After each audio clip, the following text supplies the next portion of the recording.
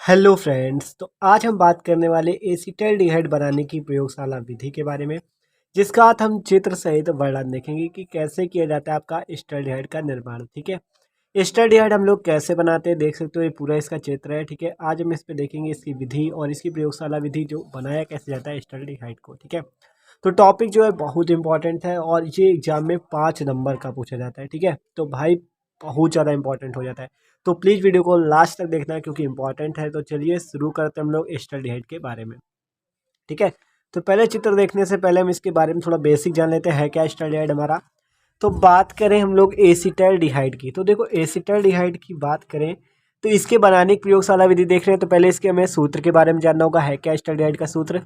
अगर हम बात करें एसीटल्डिहाइड का सूत्र की, तो उसका सूत्र जो होता है वो होता है CH3CHO। ठीक है, ये जो CH3CHO सूत्र होता है इसे हम कहते हैं एसीटल्डिहाइड। क्या कहते हैं? एसीटल्डिहाइड कहते हैं। मतलब कि ये एल्डिहाइड का दूसरा नंबर का सदस्य है। पहला आपका फॉर्मेल्डिहाइड होता है जिसके बारे में हम लोग पढ़ चुके हैं इसके पहले वाली वीडियो में, और ये इसका दूसरा है CH3CHO एसीटल्डिहाइड। ठीक है, अगर इसके बात करें साधारण नाम कि इसका साधारण नाम क्या होता है, तो ये एसीटल्डिहाइड जो है इसका ये साधारण नाम होता है। ठीक है, इसका साधारण नाम भाई क्या होता है? एसीटल्डिहाइड होता है। ठीक है, और फिर बात आती है कि इसका आयुपेसी नाम क्या होगा। तो आयुपेसी नाम निकालना एकदम आसान होता है। आपको करना है कि सबसे पहले इस पे कार्बन गिन लो, कितने कार्बन, एक और एक, दो कार्बन। कितने कार्बन? दो कार्बन। दो कार्बन के लिए आपको पता होगा हम लोग आयुपेसी लिखते समय एथ का प्रयोग करते हैं। ठीक है, तो आपको सिंपली एथेन लिख देना है यहाँ पे। और जो एल्डिहाइड होता है CHO, इसके लिए हम लोग अल का प्रयोग करते हैं। ठीक है, तो इसके पहले वाले वीडियोज पे हम लोग देख चुके हैं इसका आयुपेसी निकालना भी, तो आप प्लेलिस्ट पे जाके चेक कर सकते हो। ठीक है, तो एथेन प्लस अल मिलकर क्या बन जाएगा? एथेनल बन जाएगा। ठीक है, तो इसका आयुपेसी नाम क्या हो जाएगा? एथेनल। ठीक है, एथेनल। ठीक है, तो एथेनल जो होगा इसका आयुपेसी नाम होगा। सूत्र आप देख सकते हो CH3CHO, साधारण नाम इसका एसीटल्डिहाइड है। ठीक है, तो ये आप जान गए कि हम किसके बारे में पढ़ने वाले हैं? CH3CHO के बारे में। ठीक है, अब बात करें इसको हम लोग प्रयोगशाला विधि में कैसे बनाएंगे, पहले इसके रिएक्शन देख लेते हैं फिर चित्र में देखेंगे। ठीक है, तो बात करें प्रयोगशाला में एथिल अल्कोहल का अम्लीय पोटेशियम डाइक्रोमेट, ये देख सकते हो ये आपका पोटेशियम डाइक्रोमेट का सूत्र होता है K2Cr2O7। और बात हुई अम्लीय की, इस कारण से इस पे सांद्र सल्फ्यूरिक अम्ल ले लिया गया। क्या ले लिया गया? सांद्र सल्फ्यूरिक अम्ल। जब इसके द्वारा ऑक्सीकरण कर, ठीक है, इसके द्वारा ऑक्सीकरण करने पर क्या बनता है? एस्टल्डिहाइड। मतलब आपको एथिल अल्कोहल लेना होगा, अम्लीय पोटेशियम डाइक्रोमेट इसको लेना होगा। जब इसके द्वारा आप ऑक्सीकरण करोगे इस एथिल अल्कोहल का, तो आपको एसीटल्डिहाइड प्राप्त हो जाएगा। ठीक है, चलो देखते हैं कैसे प्राप्त होगा। तो देखो बात करें, ये हमने क्या ले रखा है? एथिल अल्कोहल CH3CH2OH, आप इसको ऐसे भी लिख सकते हो C2H5OH। ये आपका क्या होता है? एथिल अल्कोहल का सूत्र। ठीक है, और हमने क्या ले रखा है? पोटेशियम डाइक्रोमेट और सल्फ्यूरिक अम्ल। ठीक है, कहा गया था अम्लीय पोटेशियम डाइक्रोमेट लो, इसलिए हमने इसको भी ले लिया और अम्ल को भी ले लिया। ठीक है, अब आगे बात करें, देखो अब देखो यहाँ पे क्या होगा, ये देख रहे हो आप यहाँ पे जो CH3CH2OH है। अब आपको यहाँ करना कि एक हाइड्रोजन आपको यहाँ से सिंपल निकाल लेना है, एक हाइड्रोजन ये निकाल लेना है। आप जो बचा उसको सिंपली लिख दो। देखो एक हाइड्रोजन निकाला तो क्या बचा यहाँ पे? CH। अभी तक यहाँ पे क्या था? CH2 था। एक हाइड्रोजन निकाला तो क्या बचेगा? CH बचेगा, तो CH3CH हो गया। ठीक है, और ये ऑक्सीजन पहले से ही था तो क्या बन गया? CH3CHO। और ये जो K2 आपका इस SO4 के साथ बाहर निकल जाता है, K2SO4 बन जाता है। ठीक है, ठीक है, और ये जो आपका Cr2 है क्रोमियम, ठीक है, ये आपका SO4 का होल थ्राइज बना लेता है। Cr2SO4 का होल थ्राइज प्लस 7H2O, और आपके 7 जल के अणु बाहर निकल जाते हैं। देखो 3 एथिल अल्कोहल, आपको बाद में रिएक्शन बैलेंस कर लेनी है। इस पे 3 का गुणा होगा, इस सल्फ्यूरिक अम्ल पे 4 का, इस पे 3 का और इस पे 7 का। ठीक है, तो हुआ क्या? एथिल अल्कोहल की पोटेशियम डाइक्रोमेट और H2SO4 से क्रिया हुई, जिससे आपका एसीटल्डिहाइड बना, पोटेशियम सल्फेट बना, क्रोमिक सल्फेट बना और जल बना। ठीक है, तो एस्टल्डिहाइड को हम लोग कैसे बनाते हैं? अम्लीय पोटेशियम डाइक्रोमेट द्वारा। ठीक है, तो आप देखते हैं चित्र द्वारा कैसे बनेगा।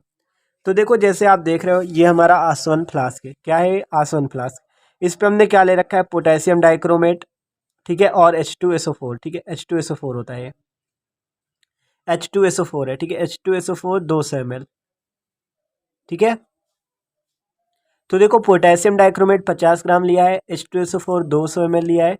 अब क्या करना है हमें?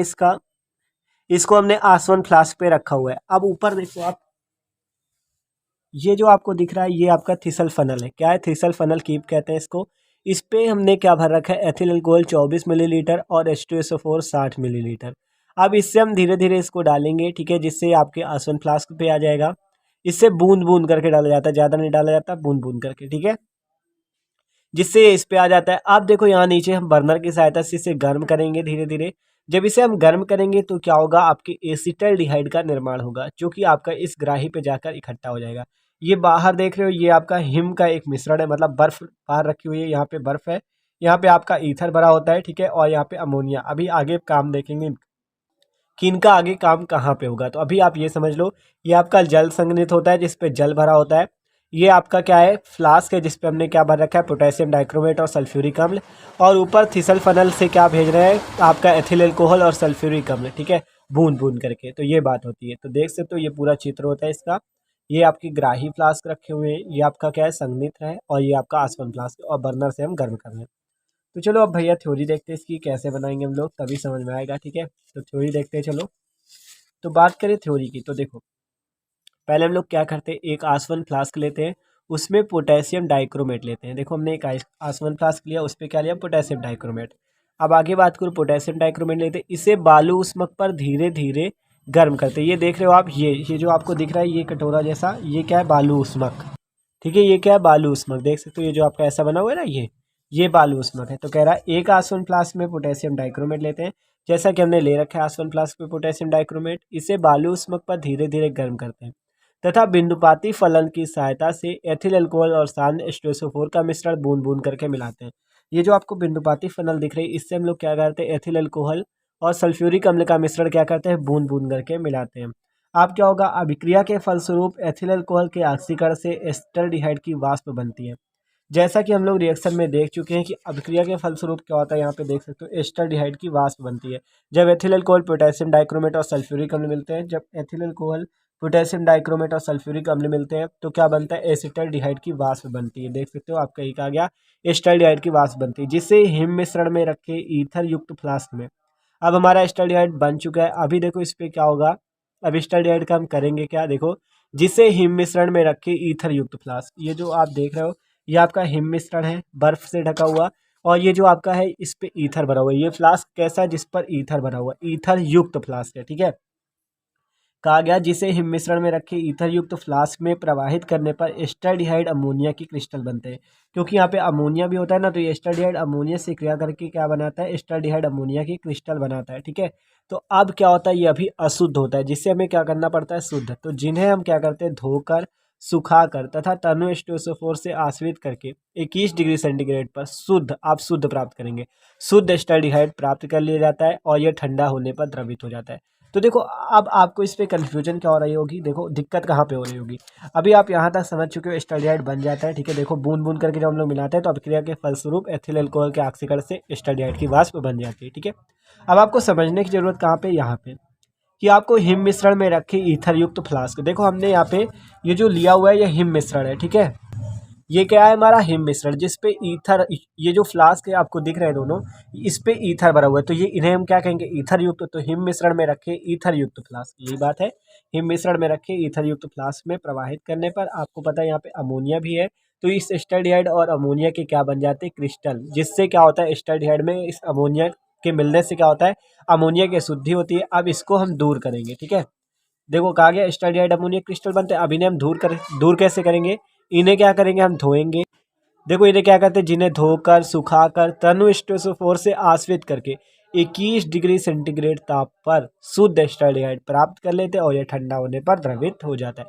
तो समझाने की आपको पूरी पूरी कोशिश करें, मतलब हिम मिश्रण से रखे ईथर युक्त फ्लास्क, ये हिम मिश्रण में रखे कैसे फ्लास्क, ईथर युक्त, जिसपे ईथर भरा होता है, ठीक है। तो इस पे हमने क्या किया, एस्टल्डिहाइड अमोनिया के क्रिस्टल बन जाते हैं, क्योंकि अमोनिया भी आपका है, तो इन दोनों के क्रिस्टल बनते हैं, जिससे फिर क्या होता है, जिन्हें हम लोग धोकर, सुखाकर, तनु H2SO4 में आश्रित करके शुद्ध एस्टल्डिहाइड प्राप्त कर लेते हैं, ठीक है। और ये ठंडा होने पर क्या हो जाता है, द्रवित हो जाता है, ठीक है भैया। तो ये बात थी आपके, देख सकते हो एसिटाल्डिहाइड बनाने की प्रयोगशाला विधि का सचित्र वर्णन, एकदम आसान था, ठीक है। तो देख सकते हो ये था आपका एस्टल्डिहाइड, 5 नंबर का एग्जाम में आता है, ठीक है। तो 5 नंबर मिल जाएंगे अब आपको। तो भाई वीडियो अच्छा लगा हो तो प्लीज़ लाइक भी कर देना, और इसके जो एस्टल्डिहाइड बनाने के भौतिक गुण, बनाने की विधियाँ और जो होती हैं, रासायनिक गुण तथा उपयोग, इसके अगले वाले वीडियो में हम लोग देखेंगे, ठीक है। तो आप प्लेलिस्ट पे जाके चेक कर लेना। Okay, thanks for watching this video.